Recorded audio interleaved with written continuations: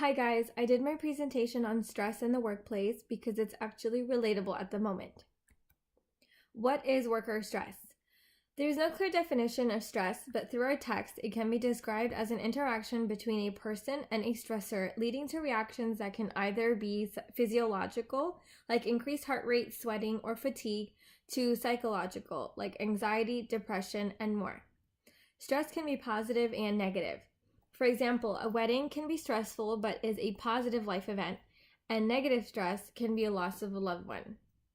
Stress in the workplace is usually perceived as taxing or energy draining and can be described as a reaction to a threatening work environment. There are two types of stress. Dispositional, meaning individuals who hold stress-inducing characteristics, and there is situational, which is stress from personal problems, issues at work, etc. The real-life work experience I'll talk about is situational. It's about my husband who works at a very challenging company. His name and the company's name have been removed for confidentiality reasons. He experiences a lot of work task stressors such as work overload and having unrealistic project deadline expectations.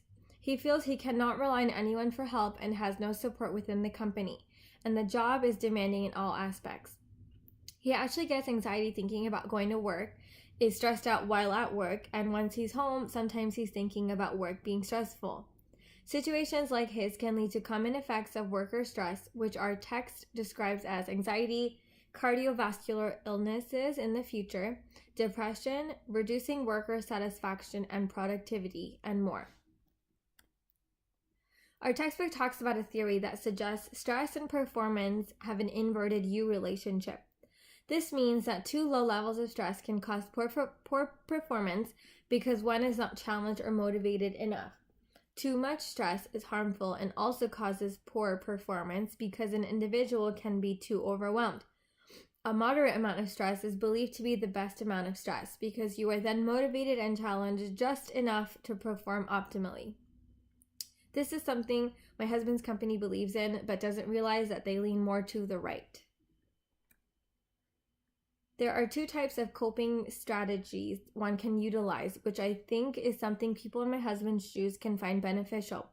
One is individual coping strategies, which is defined as a cognitive or behavioral effort made to manage internal and external conflicts of stress, like exercising, which can reduce anxiety, a change in diet, or even meditation, which is a deep, relaxed state. The idea is to find a relaxation method that works best for you. Another type is organizational coping strategies, which is defined as an approach an organization can make to reduce stress levels for its employees. This can be improving person-to-job fit by careful screening and selection processes, improve training so employees feel adequate enough to do their jobs, increase employees' sense of control over their jobs, and improve communication within a company, which can lead to positive changes. The empirical article I studied talked a lot about social support, locus of control, and job autonomy. This provides a means through which one may experience a sense of control over the work environment. Support from peers, superiors, friends, and families are beneficial. Locus of control provides a barrier from stress because it allows one to feel like they control their outcomes. Job autonomy gives an individual a sense of control and independence, which reduces stress. Overall, the article speaks to control serving as a buffer. Some things I would do to help solve my husband's problems is to suggest a talk with the superiors. Communication is key, and sometimes talking about our concerns can open doors for solutions. Another thing is to minimize politics.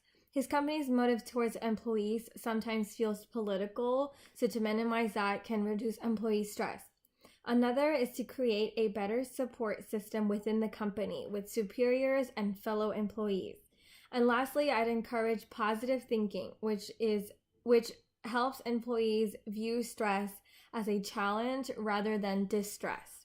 Thank you for watching.